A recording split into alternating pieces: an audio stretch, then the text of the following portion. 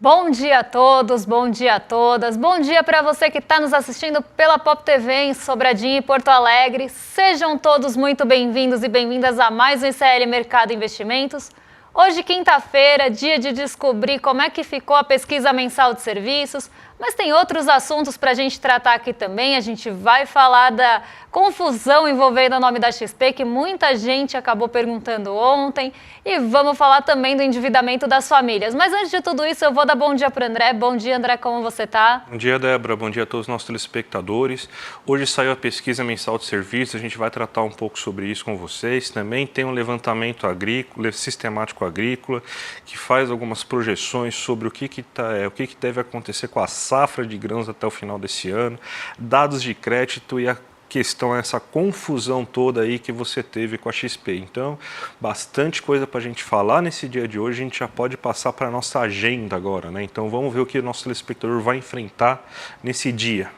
Bom, hoje uma agenda que aqui no Brasil o dado mais importante é mesmo a pesquisa mensal de serviços e o levantamento sistemático da produção agrícola. Então, os dois foram divulgados pelo IBGE às 9 horas da manhã. Então, a gente vai conhecer tanto como performou o setor de serviços, como é que foi esse desempenho no mês de janeiro, como também se a safra de 2025 deve crescer, se a gente vai ter, como é que estão as áreas plantadas, que eu acho que esse é o dado interessante também para a gente analisar com vocês, né? Como é que está ali a distribuição das áreas plantadas. Então, esse dado saiu às 9 horas aqui no Brasil.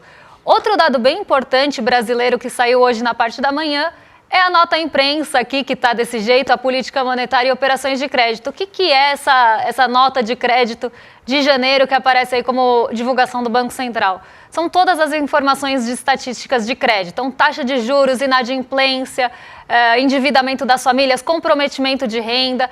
Então, a gente também vai tratar esse assunto com vocês, porque é um assunto bem importante que mostra como é que está funcionando o mercado de crédito no Brasil. Mas a gente tem outros dados que saíram na Europa, na zona do euro, na França, tem dado mais tarde nos Estados Unidos. Então, vamos ver o que já saiu também por lá. Às 6 horas da manhã saiu o relatório mensal de petróleo, mas não o da OPEP, o da AIE. A gente teve também 6h50 da manhã na zona do euro, o vice-presidente do Banco Central Europeu discursando em uma conferência. E lá também às 7 horas saiu a produção industrial de janeiro. Mas vamos seguir com a agenda porque tem mais coisa vindo aí.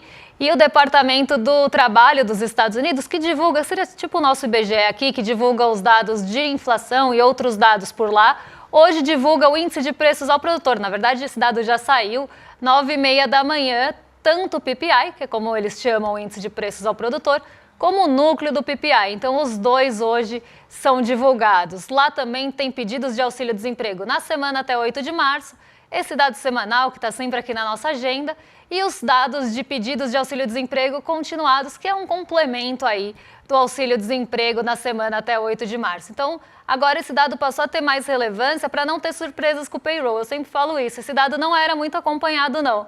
Mas depois que o payroll surpreendeu pela primeira vez, aí sim o mercado passou a acompanhar ele um pouquinho mais de perto.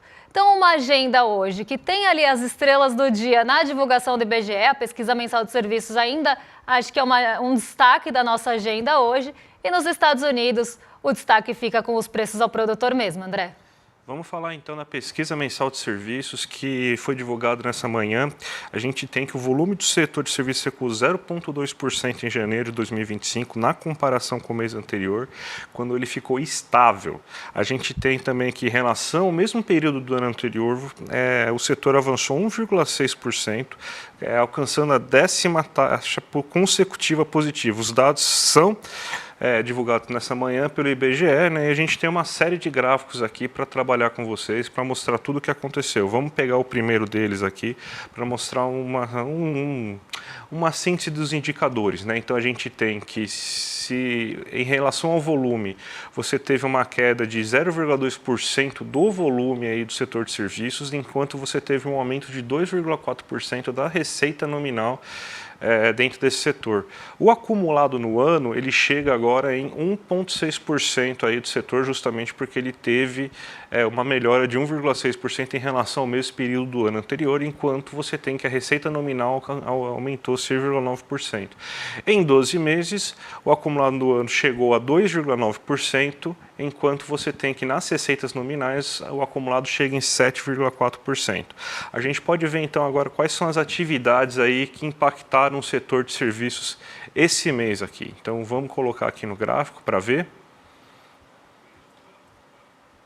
Então, se a gente pegar a primeira categoria, que são serviços prestados às famílias, a gente vê que teve uma queda de 2,4% em termos mensais, chegando num acumulado de 4,2%. Os serviços de alojamento e alimentação, que é bares, restaurantes, hotéis, teve uma queda de 3%, enquanto nos últimos 12 meses o acumulado chega a 4,5%.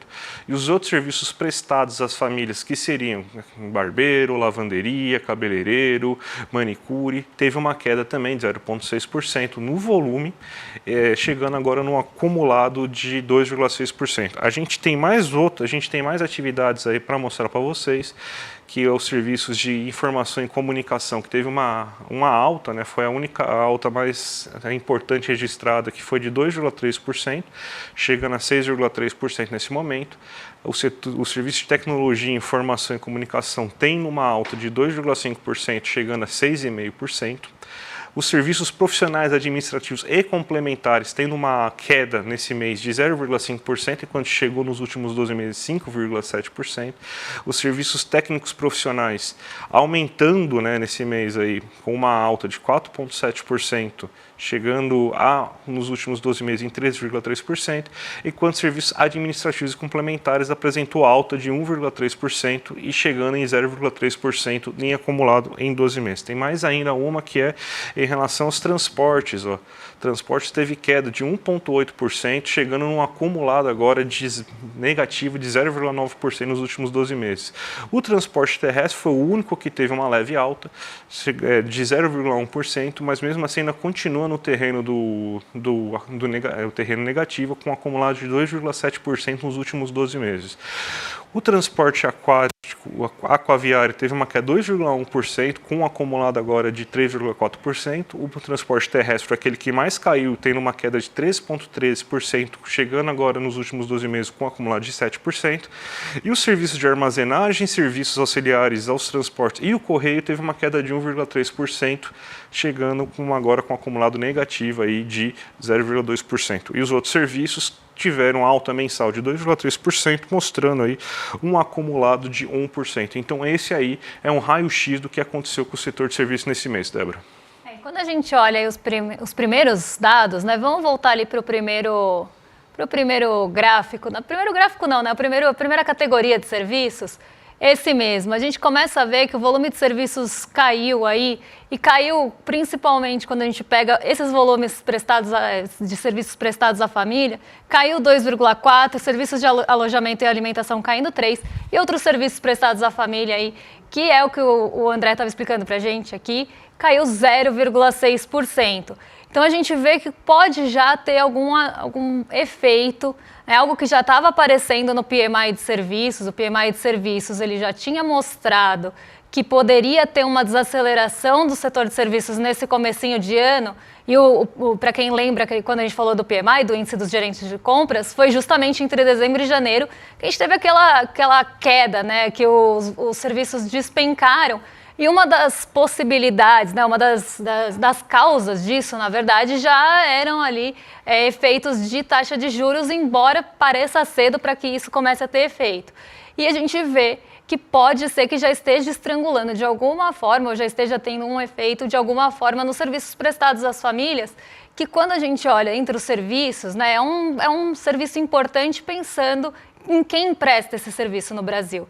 E onde foi a queda do volume de serviços. Então, apesar de estar positivo nos últimos 12 meses, apesar da gente olhar o setor de serviços em relação ao ano passado e ele ter tido alta, eu acho que é um alerta essa parte aí dos serviços prestados às famílias. Vamos chamar agora então o crédito, Débora, porque você teve que o endividamento total ficou estável, mas inclusive o rotativo do cartão recuou, né? Mas ainda está no nível muito alto, né? Você montou uma série de gráficos aqui para explicar para a gente o que aconteceu, né? A gente tem o dado que sai todo mês do Banco Central. A gente chegou a falar de endividamento pela CNC, mas o Banco Central ele também divulga esses dados. Ele divulga esses dados sempre mais retroativos. Então aqui a gente está falando de janeiro e quando a gente for falar de endividamento das famílias, a gente está olhando para dezembro ainda. E o que apareceu, né, nesses dados do Banco Central em relação às estatísticas de crédito?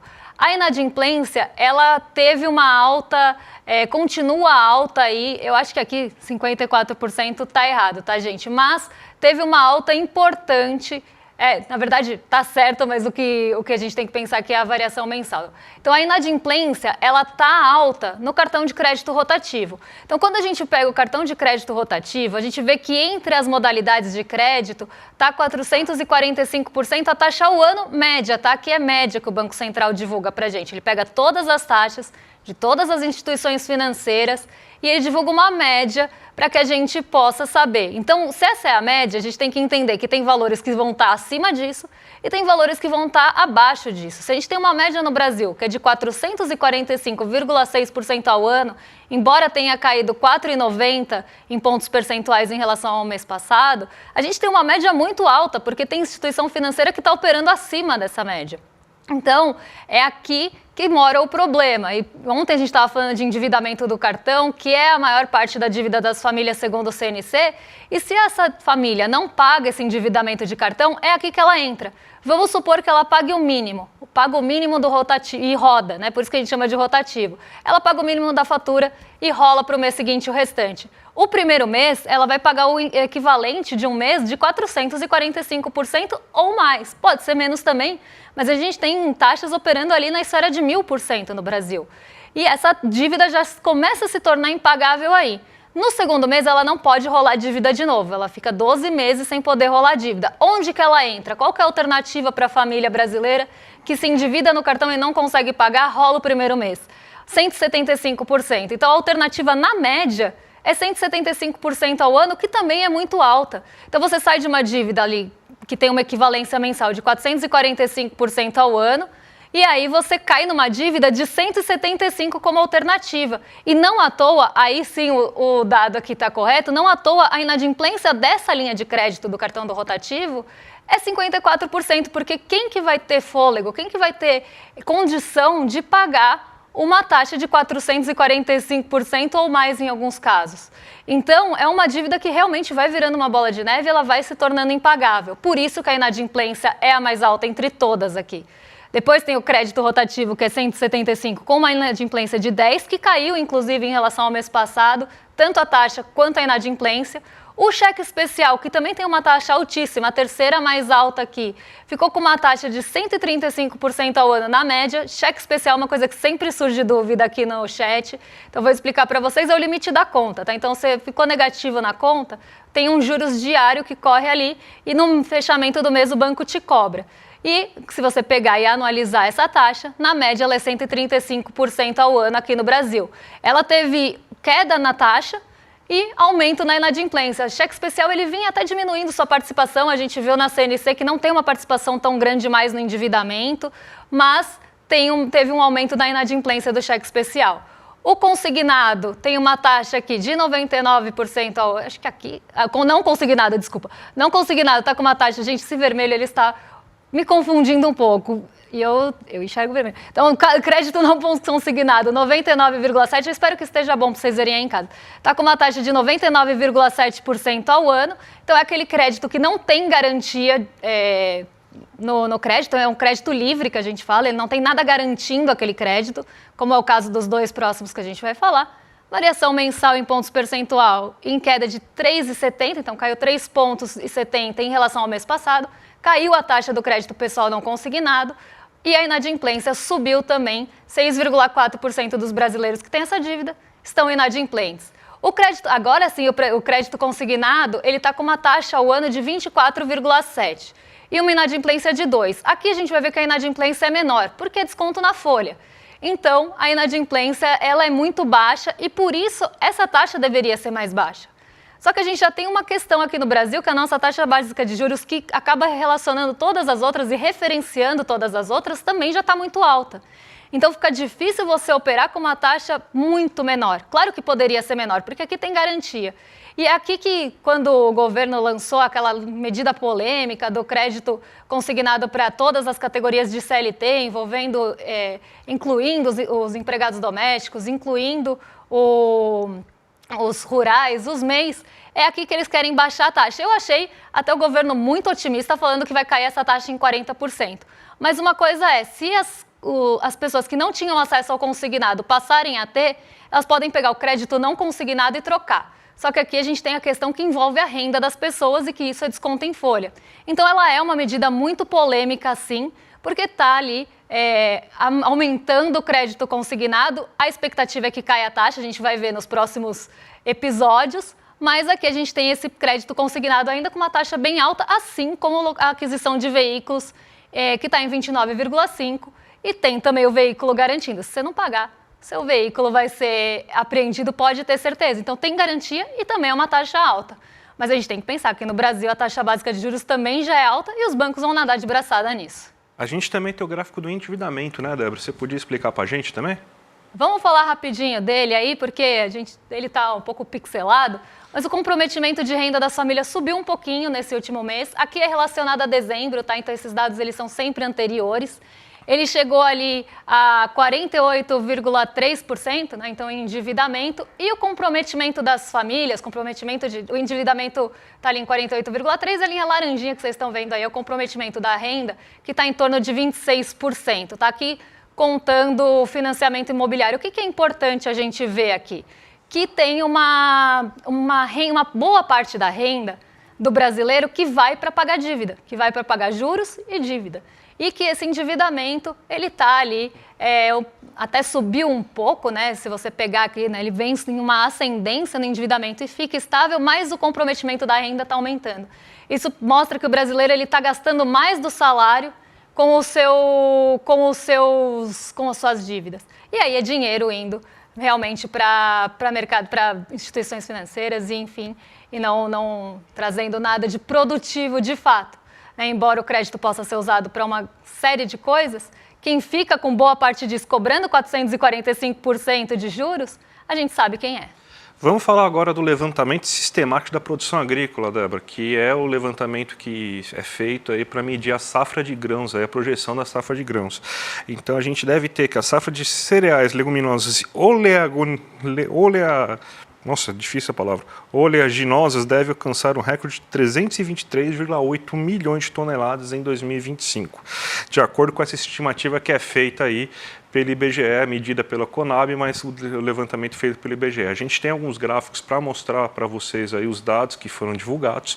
A gente tem que deve aumentar esse ano em 9% a safra de arroz, em 34,3% a safra de feijão na primeira safra, né? Na segunda safra deve ficar estável, uma queda de 1,3% do feijão na terceira safra. A primeira safra de milho deve ter um aumento de 10,3% em relação ao ano anterior e a segunda safra um aumento de 8,4%.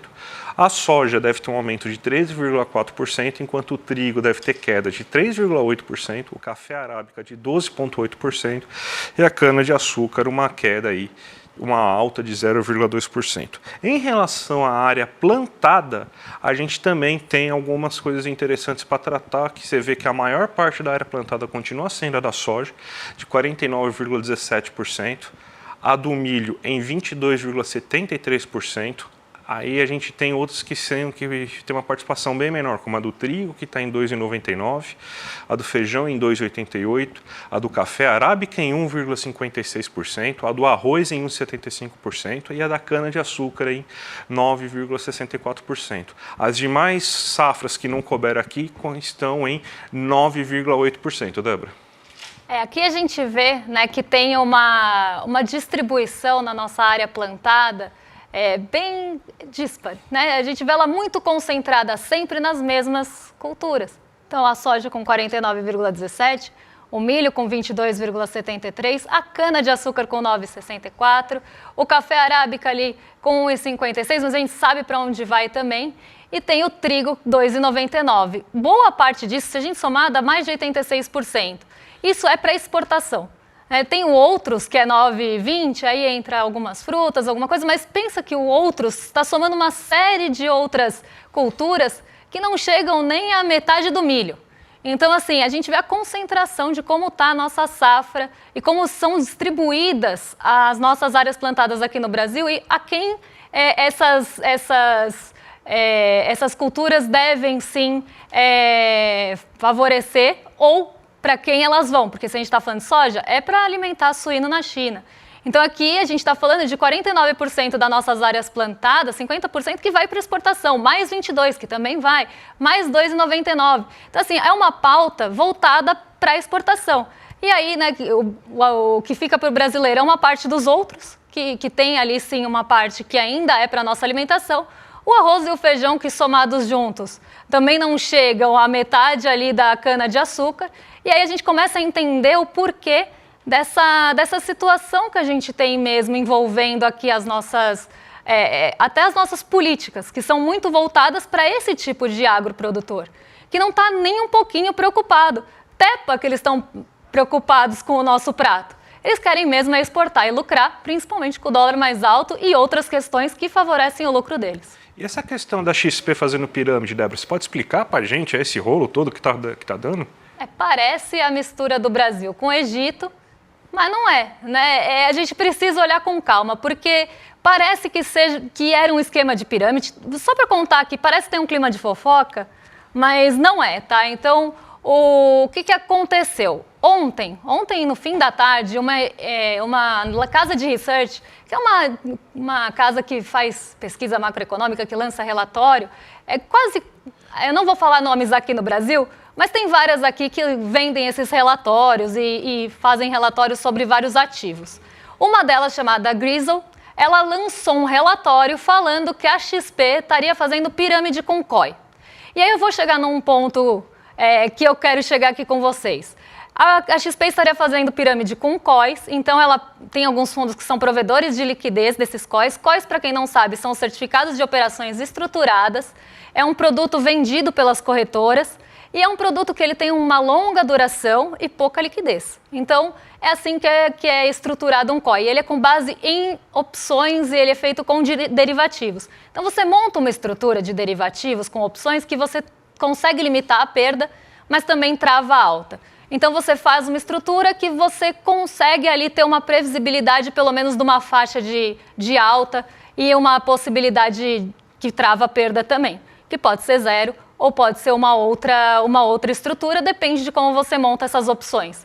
E esse produto ele é muito ofertado pelas corretoras. E aí eu já vou contar para vocês por quê.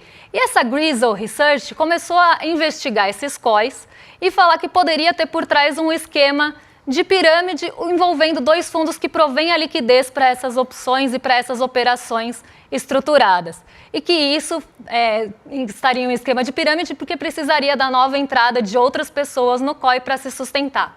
A grande questão é, essa Grizzle Research, ela também é conhecida por fazer short sell, que é normalmente uma pessoa que vende descoberta. Então ela vende esses relatórios para trazer ali opções de venda descoberta. O que é venda descoberta? Você vende um ativo que você não tem, você vende por um preço maior. Quando ele cai, você pode até alugar uma ação para sustentar essa operação. Quando ele cai, você compra na baixa e aí você ganhou. Tá? Então é assim que funciona uma venda descoberta. E essas casas de research, ela é muito famosa por vender relatórios para isso. E ela fez um relatório envolvendo a XP que fez as ações caírem muito. E aí a XP também falou, peraí, a gente vai se defender porque nossos fundos e nossos COIs estão em conformidade com a CVM e isso está uma briga. Mas a gente ainda não tem o desfecho dessa história, não dá para falar que a Grizzle tem razão em relação aos seus relatórios, porque eles também são conhecidos por serem um pouco sensacionalistas, mas também não dá para falar que a XP está 100% certa, porque a gente sabe também o que envolve essas operações de COI. E aí é o ponto que eu queria chegar com vocês. O COI, gente, ele trava o dinheiro por muito tempo e tem pouca liquidez, eu acabei de falar. E ele é muito rentável. Então, independente dessa treta toda, ele é um produto que rende muito para as corretoras. E ele não é para todos os perfis, justamente por essa questão da liquidez. Então, aqui a gente tem essa venda, essa oferta, muitas vezes não pelo esquema aqui que está sendo denunciado pela Grizzly, ou que está sendo acusado pela Grizzly, e que nem dá para falar ainda que tem a razão, mas que ele é muito rentável e por isso que ele é oferecido para todos os perfis, normalmente sem muita distinção. E aí que eu queria chegar, né, para a gente depois não ser a Márcia Goldschmidt e, sei lá, processar a XP porque ela te ofertou o produto errado e você não sabia. Então é muito importante entender certinho e procurar mesmo como funciona para não entrar numa enrascada que não tenha nada a ver com você. E aí os COIs voltam de novo, é um produto que eu sempre falo, eles voltam de novo para o holofote de uma forma negativa. Gente, mais uma vez o ICL está quebrando barreiras quando se trata de levar conhecimento para as pessoas e preservar o lado certo da história. Conseguimos acesso exclusivo a uma aula magna inédita no Brasil sobre uma das figuras mais emblemáticas na luta pelos direitos humanos e igualdade racial, Muhammad Ali. Mais do que o maior lutador de boxe de todos os tempos, Muhammad Ali foi um ícone da resistência negra nos Estados Unidos e desafiou o sistema ao se recusar a ir a uma guerra do Vietnã. Por isso ele perde títulos, dinheiro, mas nunca sua dignidade. Ele provou que ser um campeão vai além do que acontece no ringue, é sobre nunca baixar a cabeça diante da injustiça. Vamos conhecer mais sobre seu legado com a Mariam Ali, ativista, assistente social e filha do próprio Muhammad Ali, no dia 16 de março, no domingo, às 8 horas da noite. Vocês não podem perder, esse é o tipo de encontro que muda para sempre sua forma de ver o mundo. Então, gente, garante sua vaga gratuitamente em iclmercado.com.br e vamos assistir juntos essa live aí no dia 16. É imperdível aí a live, 8 horas da noite no domingo, dia 16 agora. E agora vocês também ficam com o Rolê ICL, então nossos vizinhos de cima já estão prontos para receber vocês. Roberta Garcia hoje e Guga Noblar, então vocês estão em mais que excelente companhia. E amanhã a gente volta para trazer as novidades aí de mercado financeiro, o que mexe com o seu bolso, o que mexe com a nossa bolsa. Um beijão e até amanhã, pessoal. Até amanhã. Clay was not my name. Man's name was a slave name. And I'm no longer Clay, I'm no longer a slave. So now, Muhammad Ali. Muhammad Ali foi, sem dúvida alguma, o maior boxeador de todos os tempos. E para muitas pessoas, o maior atleta de todos os tempos. Isso porque ele não foi somente gigante dentro dos rings. Foi gigante também fora dos rings. Essa história, talvez a maior história de todos os tempos no esporte, vai ser contada pela filha de Muhammad Ali, Mariam Ali, com detalhes inéditos, nunca antes contados, no dia 16 de março, um domingo, às 8 horas da noite. Para você não perder esse evento histórico que o ICL traz até você e conhecer a história do maior esportista de todos os tempos, no dia 16 de março, a gente se vê.